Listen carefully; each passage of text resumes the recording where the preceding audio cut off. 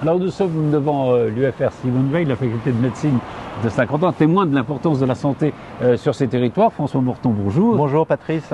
Vous êtes le maire de Guyancourt, vous êtes vice-président de la communauté d'agglomération en charge de la politique de la ville, de la santé et de la solidarité. Je disais oui, il y a une forte implication de Saint-Quentin en matière de santé, notamment à travers le contrat local de santé.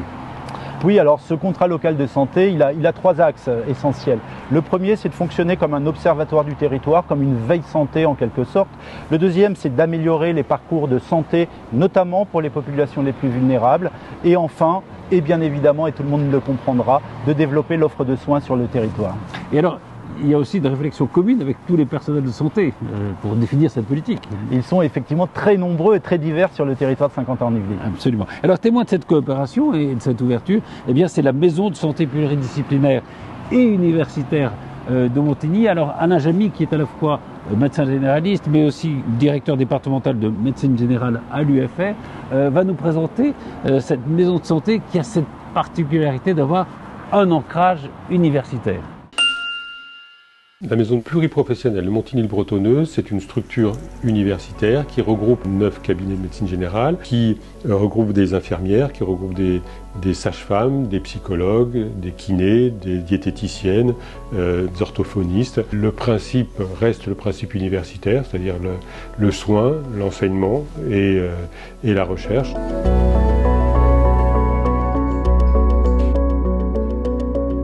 On peut solliciter nos patients pour participer à des actions de recherche en médecine générale et ils peuvent être sollicités pour, par exemple, remplir des questionnaires à la suite d'un traitement, voir comment ils l'ont vécu, comment ils l'ont interprété dans leur quotidien. Voilà, donc les patients s'attendent à ce qu'on ne fasse pas que du soin ici, on fasse aussi de la recherche et qu'on les implique dans ces processus de recherche et que parfois on mette nos étudiants en avant et c'est fréquemment qu'ils consultent des internes en fin de formation, donc qui ont les compétences pour pouvoir dispenser ces soins, en étant supervisés par les maîtres de stage qui sont ici. Entre les remplaçants et les assistants, on a au moins une dizaine d'étudiants qu'on a vu transiter dans nos cabinets pendant leur formation, qui sont soit vraiment installés en tant que titulaires des 9 cabinets, soit qui sont assistants. Il y a encore aujourd'hui des Digny-Montains, des gens de la ville nouvelle qui n'ont pas de médecin traitant. Ils sont relativement nombreux puisqu'on les a recensés à peu près rien que sur Montigny à 400-500. Et si on pouvait avoir 2 médecins de plus, on résolverait de manière assez efficace l'accès aux soins.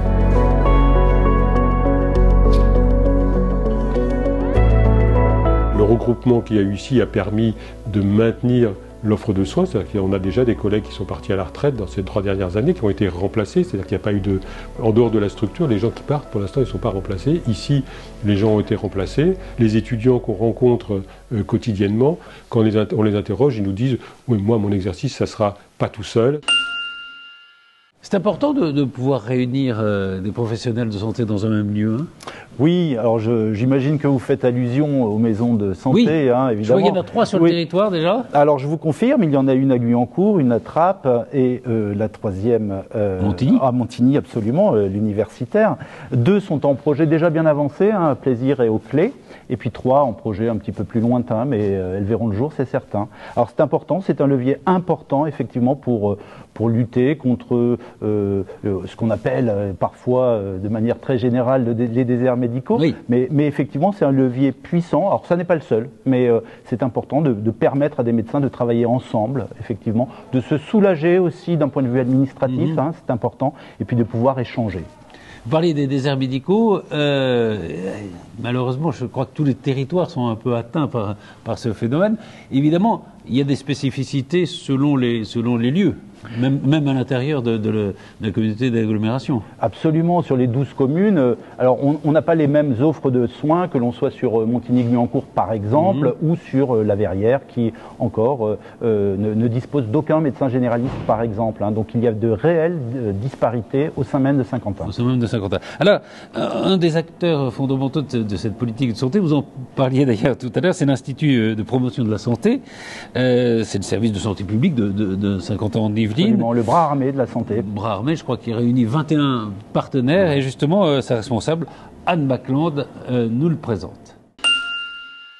Alors l'Institut de promotion de la santé, c'est le nom qui est donné au service santé de Saint-Quentin-en-Yvelines, qui met en place la politique de santé sur le territoire. C'est à la fois un accueil spécialisé en promotion de la santé et c'est aussi un équipement qui va héberger une vingtaine d'acteurs qui sont associatifs ou hospitaliers et qui vont ensemble mettre en place une offre de santé gratuite, préventive et d'accompagnement vers le soin.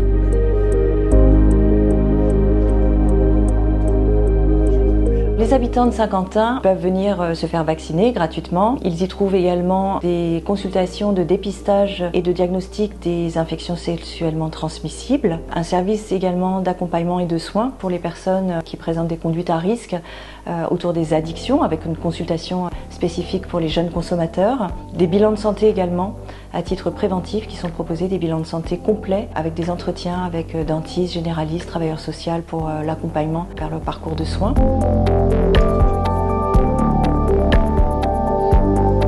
On sait que les jeunes ont été particulièrement éprouvés par la crise sanitaire et que les stigmates de cette crise sont encore présents chez beaucoup d'entre eux. Donc on a une offre qui est assez riche dans le domaine de la santé mentale à travers l'antenne du lieu Écoute Jeune, à travers la Maison des Adolescents Sud-Yvelines, et on l'a renforcé dernièrement par un nouveau dispositif porté par la Fondation Falleret qui consiste à recruter des services civiques qui vont être formés, spécialisés un peu sur les questions de santé mentale pour aller rencontrer d'autres jeunes du même âge et d'aborder ces questions de santé mentale de manière à pouvoir sensibiliser mais également peut-être identifier qu'il y a peut-être chez les jeunes rencontrés des troubles de santé mentale qui ont besoin d'être accompagnés. Et ces jeunes ambassadeurs en santé mentale vont également pouvoir informer sur l'offre locale s'il y a un besoin de mettre en place un accompagnement adapté.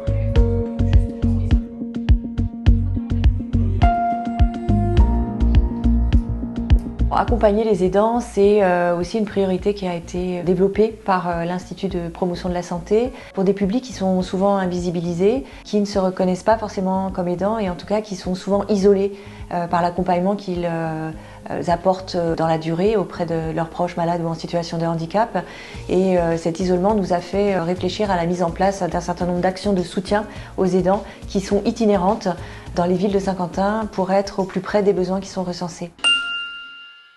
François Borton, il y a une dimension qui est apparue assez récemment, en tout cas depuis la crise de la Covid, c'est la question de l'état psychique de la population, de la santé mentale. Vous avez constaté ça sur ce territoire ? Oui, alors vous avez raison de remettre cela dans la chronologie, c'est-à-dire que c'était une dimension importante avant la crise sanitaire, ça l'est devenu encore davantage avec la crise sanitaire, pas simplement chez les jeunes, et donc on s'est aperçu en examinant les besoins sur Saint-Quentin-en-Yvelines, évidemment, que cette santé mentale, elle devait relever d'une nouvelle structure. Voilà. D'accord. C'est ça, c'est les grands axes de cette politique, c'est de trouver des structures pour répondre à ce besoin, c'est ça hein ? Voilà, nous avons créé, et c'est très récent, ça a quelques jours, quelques semaines à peine, donc nous créons le premier contrat local de santé mentale sur Saint-Quentin-en-Yvelines, qui réunit les 12 communes de l'agglomération. Nous sommes ici dans un des grands amphis de l'UFR Simone Veil, qui est un établissement d'excellence dans la formation des personnels médicaux. Justement, Loïc Josserand, qui est son doyen, va nous le présenter, parce que c'est à la fois une faculté importante et c'est un élément d'attractivité du territoire. L'UFR en chiffres, c'est près de 8000 étudiants paramédicaux, étudiants médicaux, maïeutique, sages-femmes et médecine. C'est également 450 enseignants-chercheurs et puis enfin 11 équipes de recherche, pour certaines dans des tops mondiaux vraiment de très haut niveau.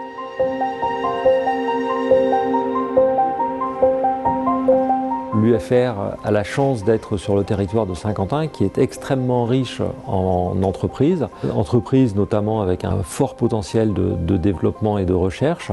Donc nous devons nous rapprocher de ces entreprises, travailler avec elles, qui pour nombre d'entre elles sont des groupes internationaux, d'autres sont de taille plus modeste, mais elles peuvent toutes revêtir un intérêt pour nous pour travailler sur des projets communs qui amèneront là aussi à de la création de valeur et à du développement économique. Donc je pense que l'UFR a vraiment ce rôle d'amener des professionnels de santé sur le territoire et des professionnels que nous formons, de participer au projet de développer l'économie sur le territoire. Et puis nous devons aussi nous investir dans une logique également de prévention, et le projet de centre d'innovation pédagogique intègre également une plateforme qui visera à assurer un rôle de prévention tourné vers les habitants de Saint-Quentin.